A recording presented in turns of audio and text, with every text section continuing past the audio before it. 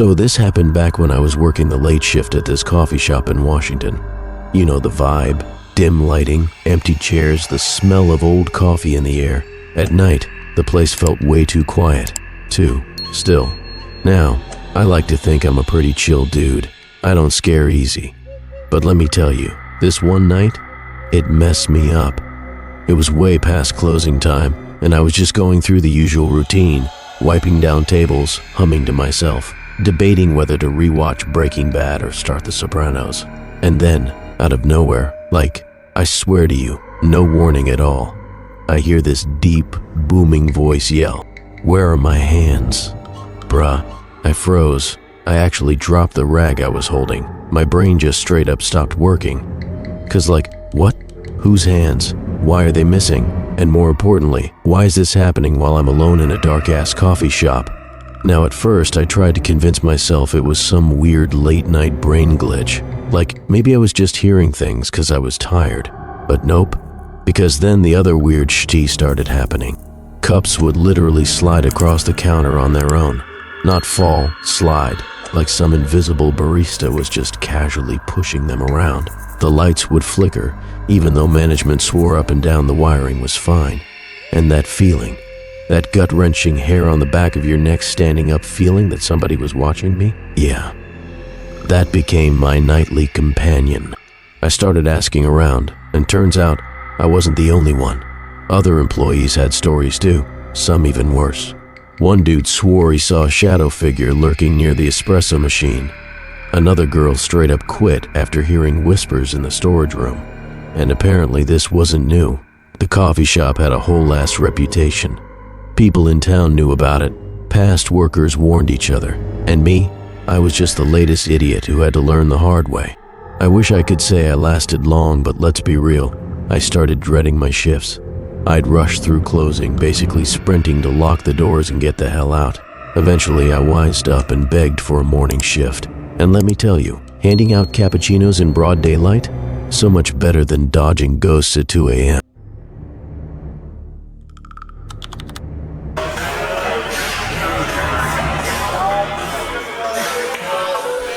As an attendant at a bar, I know there will be a lot of crazy shit, and trust me, I've dealt with my fair share of weird customers, but this was just out of nowhere. It started off as just a regular night. People drinking, laughing, shooting some pool. Nothing out of the ordinary. But oh boy, it did not end that way. So, there's this guy. His name is Mike. Now Mike, he's one of those dudes that takes pool way too seriously. He had parked at the pool table all night long. You know the type. Thinks he's a pro, chalks his cue like he's about to win a tournament, and takes every shot like his life depends on it. Now Mike's been at this all night, just racking up wins, acting like he's king of the bar. And then, there's Dave.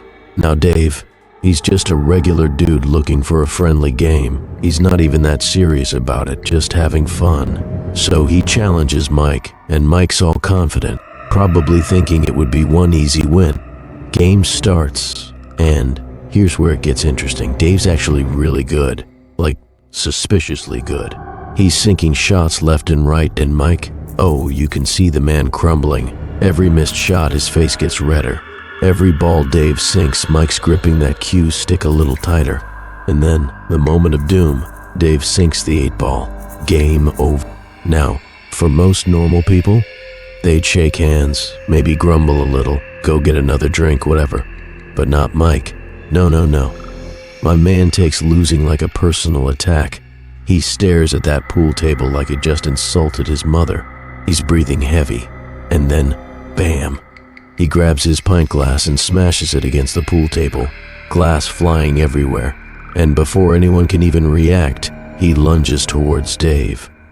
And in the blink of an eye, this lunatic stabs Dave. Not in the arm, not in the chest. Nope, he goes straight for Dave's eye. Stabs him right in the face with the broken glass. Now at this point, the whole bar goes dead silent. It's like someone hit pause on reality. People are just standing there, mouths open, trying to process what just happened. And then, chaos. People scrambling back. There's blood, a lot of it. Mike is just standing there, panting like some kind of horror movie villain. while poor Dave is clutching his face, probably wondering what the hell just happened. The security guards rushed in. Now, these guys thought they were just in for another easy night of checking IDs and kicking out the occasional drunk idiot. Nope. They gotta wrestle a madman now. They come charging in, tackling Mike to the ground, and let me tell you, Mike does not go down easy. The dude is fighting, kicking, screaming, the whole 9 yards. But eventually, they pin him down, hold him there until the cops arrive. Meanwhile, Dave is rushed to the hospital, and yeah, he survives, but he loses the eye. Just gone. 1 second, he's playing a friendly game of pool. The next, boom, pirate mode for life. After that, the whole bar was never the same.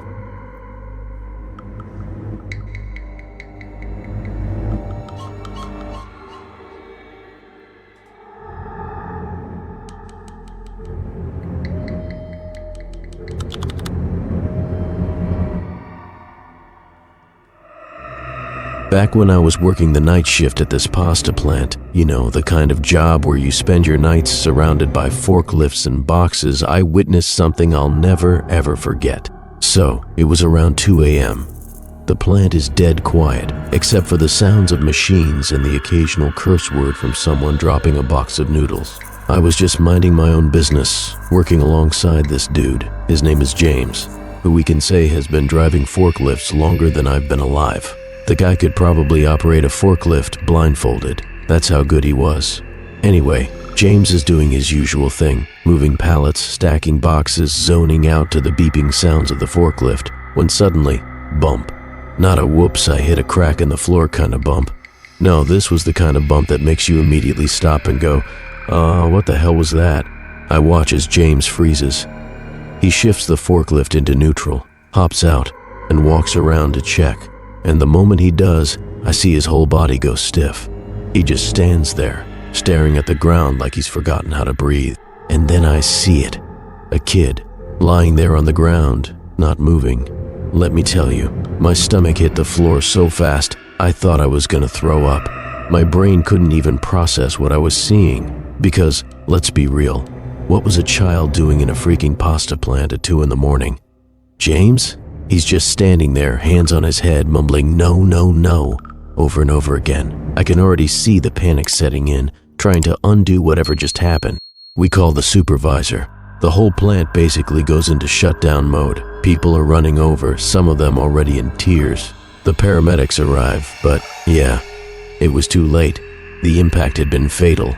Whether it was a broken neck or something even worse, I don't know. I didn't want to know.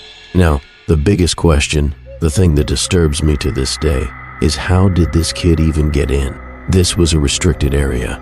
We had fences, locked doors, security measures, nothing crazy, but enough to keep unauthorized people out. So how the hell does a kid, a child, manage to get inside a massive factory in the middle of the night? Alone? Nobody had answers. There was no missing person report, no frantic parent showing up looking for their kid, no record of how or when they got in. And the worst part? The cameras didn't catch anything. Nothing. Just a couple of frames of empty space where the kid should have been. James? He never recovered from it. The company didn't blame him. How could they? It was a freak accident. But the guilt? That stayed. He quit a few months later. Said he couldn't even look at a forklift without hearing that bump. After that, the plant went crazy with security upgrades, higher fences, better surveillance, more guards on night shift. But the damage was already done. That night had changed everything. And me? Well, I quit soon after too.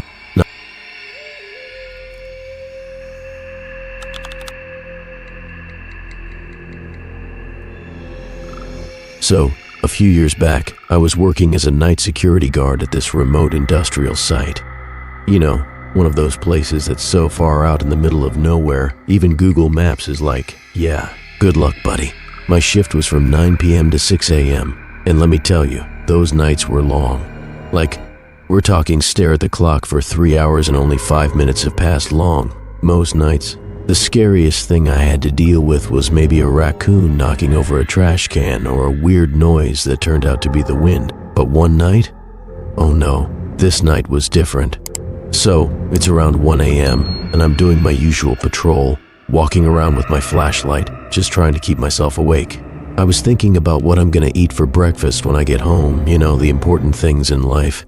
Then, as I turn a corner, my flashlight beam lands on something big and furry and breathing. It takes me like half a second to process what I'm looking at, and my brain goes, "Oh, that's a big dog." But then my brain actually wakes up and is like, "Nope, that is not a dog. That is a full-grown bear." Now here's the thing about bears. You never really think about how huge they are until you see one up close. And when you do, your whole body just kind of malfunctions, because that's exactly what happened. Me and the bear, we just stare at each other, frozen. Like a couple of dudes who accidentally made awkward eye contact in the bathroom. And then, as if we both suddenly realized what was happening at the same time, the bear charges.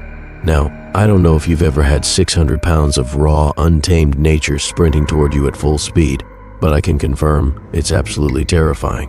My body finally remembers how to move, and I take off running. And when I say running, I mean I am flying. I am Usain Bolt in work boots. My adrenaline kicks in, and suddenly I'm the fastest human alive. Now, I'm booking it across this site, trying to think of a plan that doesn't end with me becoming a bear's midnight snack, when I see Salvation, a semi-trailer parked nearby. And I don't even think I just go. I sprint toward the truck, and in one miraculous burst of panic-fueled athleticism, I leap onto it. I don't know how I did it. I've never been able to jump that high before or since, but somehow, I scramble my way to the top of this trailer and just cling there, breathing like I just ran a marathon. Meanwhile, the bear skids to a stop below me, looks up, and no joke, just kinda sniffs the air like, huh, I almost had him. And I'm up there, trembling, my brain running in circles like, what is happening? How did I get here? Why did I take this job? Am I about to die? The bear paces around for a few minutes, probably debating if it's worth the effort to climb up after me. I am praying that bears aren't natural-born climbers. Then, just like that, it loses interest. Maybe it remembered it had somewhere else to be. Maybe it was just messing with me. Either way, it just wanders off into the darkness, leaving me up there shaking like a leaf. I didn't come down for a long time. Like, I sat up there listening, making sure it was actually gone. And when I finally climbed down, my legs were jelly. I locked myself in the security office and didn't step outside again until daylight. And from that night on, my patrols got a whole lot louder. I made sure every animal within a 5-mile radius heard me coming. I was whistling, humming, kicking gravel, anything to avoid another surprise meeting with nature. So yeah, if you ever think being a security guard is all just sitting in a booth watching cameras, think again. Because sometimes the night shift isn't just boring. Sometimes the night shift chases you. And let me tell you, when it does, you better be ready to run.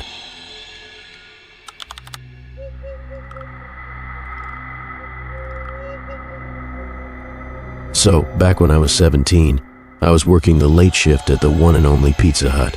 Now, if you've ever closed up a fast food joint, you know how it goes. Floors mopped? Check. Ovens off? Check. Free pizza to take home? Double check.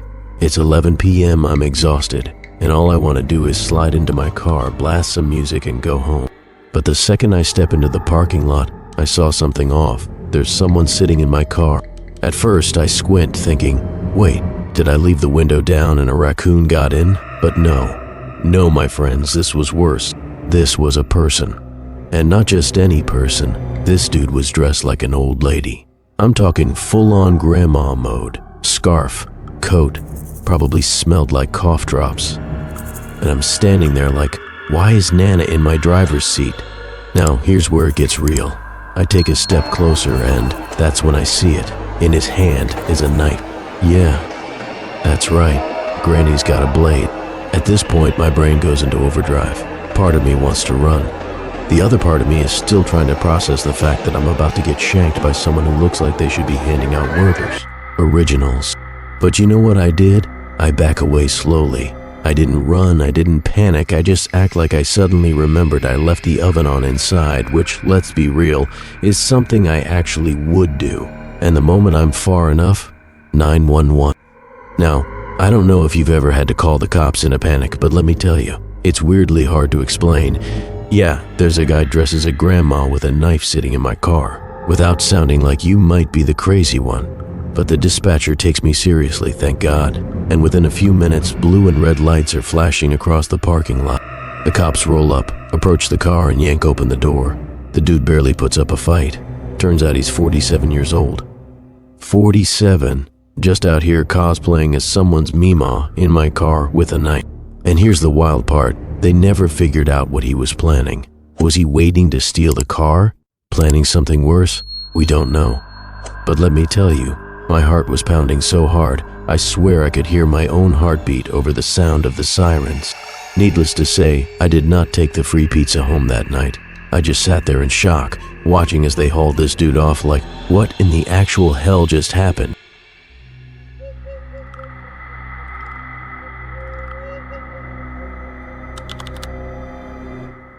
Normally, I've seen some weird, disturbing stuff in my nursing days, but this beat it all. So, I used to work as a nurse, mostly night shifts, because apparently, I love suffering. One night, around 3 a.m., I get a call from one of my regular diabetic patients. His name is Bob. Bob's not freaking out or anything, just casually mentioning that he's got a sore on his foot. Now, as a nurse, I've heard it all. My foot's sore could mean anything, a tiny blister or, I don't know, his whole foot fell off. But Bob's real chill about it. So I grab my bag, head over, and let me tell you, nothing could have prepared me for what I walked into. I step inside Bob's house, and the first thing I see, blood, like a lot of it. And right there, sitting in the middle of the mess, wagging its tiny tail like it didn't just commit a crime, is Bob's little chihuahua. This dog, this 5-pound menace to society, is just chilling next to Bob's foot, looking at me like, oh hey, you want in on this? And then, I look at Bob's foot, 4 missing toes. Gone, clean off. Just little nubs left, and yeah, the teeth marks are still visible. The dog didn't even try to hide it. No shame, no regrets. This little guy had himself a midnight snack, and Bob has no idea. Now, here's where it gets crazy. Bob, the guy whose foot has been turned into a Happy Meal, is just sitting there like, oh, is it bad? And I'm standing there, trying not to pass out, like, Bob, my guy, your dog just ate part of you. Turns out Bob had severe neuropathy from his diabetes, which meant he didn't feel anything. Not the chewing, not the gnawing. Not even when the dog probably took a little break to sip some water before going back in for round 2. Nothing. So, I do what any sane person would do. I call an ambulance and tell Bob we are getting him to a hospital now. Meanwhile, this little chihuahua is still looking up at me like, you're not taking my leftovers, are you? At the hospital, Bob gets surgery, a transmetatarsal amputation, to clean up what his adorable little pet had started. The whole time, Bob is just sitting there completely unbothered, while I'm questioning everything about life.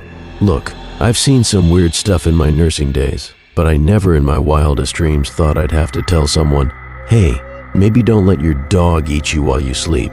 So, yeah. If you're diabetic, check your feet, and maybe, just maybe, don't let your chihuahua sleep in the same room as you. Just saying.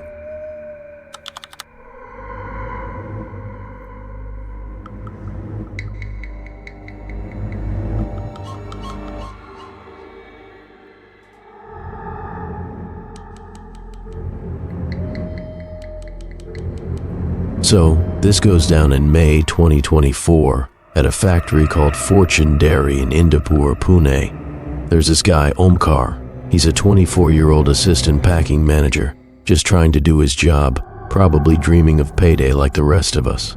His job? Making sure your ice cream is full of all the good stuff, nuts, cookie bits, all that jazz. So he's working this machine, specifically the dry fruit feeder, right? And suddenly, bam, the thing jams. Now, anyone who's ever worked a night shift or a long shift in general knows you get tired, you get a little careless, and that's when bad stuff happens.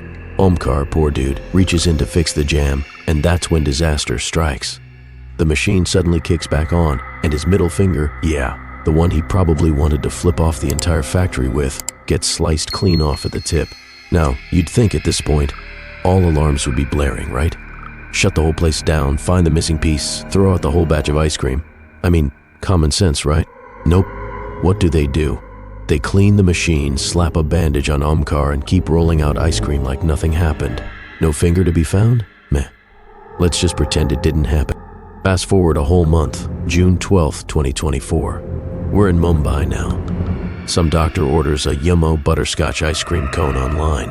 He's vibing, enjoying his day, takes a bite, and yeah, instead of crunchy almonds, he gets someone's missing fingertip. Just imagine, you were expecting sugar, and you get a biological sample. The doctor understandably freaks out and calls the cops. And this is when things start to unravel. The police start digging around, tracing the ice cream back to its source, and guess where it leads? Fortune Dairy.